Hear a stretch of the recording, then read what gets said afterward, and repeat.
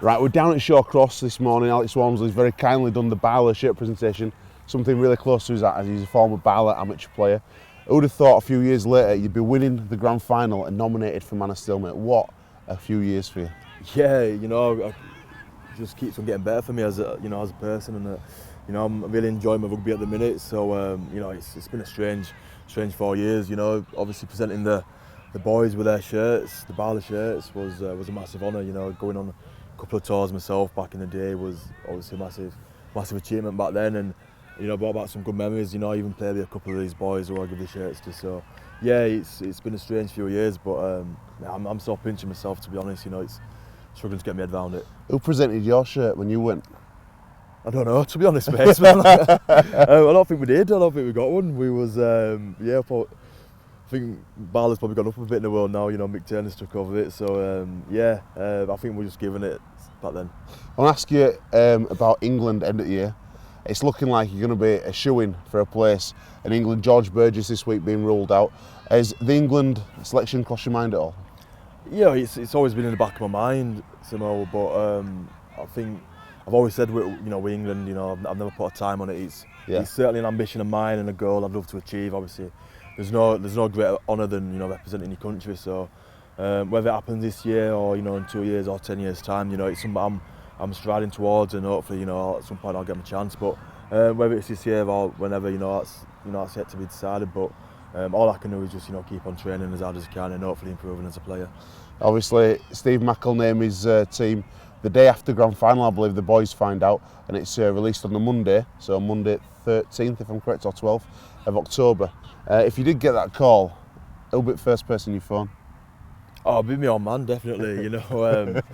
Yeah, he'll be made up, to be honest. He obviously, your parents go through thick and thin with you as kids, yeah. So giving up their time and that. So I'll probably give my old man a ring first, and I don't know what I think then, to be honest. I won't believe it, but that's a massive if at the minute. So we'll just have to see on that one.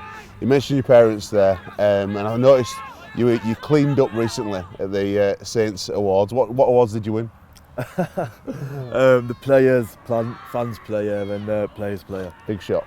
BigShot.com. What did the boys say? Been getting into you? All absolutely terrorised, mate. Absolutely terrorised. I don't want to go into it, to be honest. You put a picture on Facebook saying that you wish your mum would have been there to see it. Obviously, a lot of people go through tragedy like yourself, and some people go the wrong way.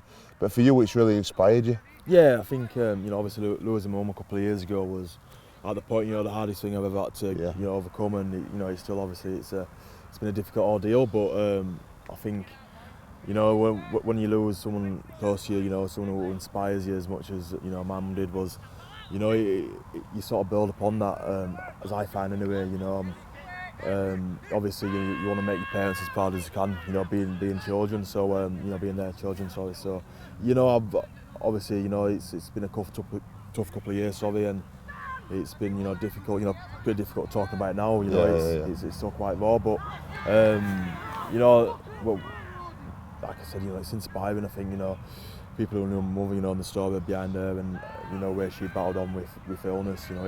It's certainly something I take into my rugby life, and I think you sort of you count lucky stars that you're where you are sometimes, and what you're doing for a living and stuff like that. So I don't take anything for granted at the minute, and I'm just training as hard as I can. Hopefully, keep on improving as a player. There's some great props that, like Jamie Peacock, who's retiring this year, and Adrian Morley. Do those kind of characters inspire? Being so young, he's still like a young lad. You must have at least, if it goes by JP's age, at least 14 years still left at the top. 14 and the rest. Yeah. Yeah, obviously, you look at Jamie Peacock and Morley and that, and they're the forwards you look up to, growing up as a kid, and you aspire to be like. So they're both of them to have had unbelievable careers and glittering careers, and the other way as well at Leeds. There's a few, and you sort of hang your hat on their sort of reputation, and hopefully one day you might be somewhat similar to that. But they're certainly very inspiring players to me, and if I have half the career that the boys have, it'll be great. Have you ever been starstruck going onto a field? Obviously, like we were saying a few years ago, you were still an amateur. Have you ever had that point of coming out, running out, and actually looking at someone going, "Oh my God, it's it's so in front of me. I'm Yeah. packing down with someone. Have you ever had that kind of? Every single week, mate, and so now, to be honest. You know, I think. Who were your hero? Which players have you played against? Who were your hero? Oh, I've always looked up to Jamie Peacock. You know, Yeah. Jamie Peacock's certainly one of mine. And in the Saints team, you know, you look at Kieran Cunningham and Sean Long and Paul Wellens. You know, obviously, Sean and Kieran coaching me now, which is amazing. And obviously, Wello being the fullback he is. But there's so many. You know, Morley. I could go on for ages, mate. But I think starting for St Helens and.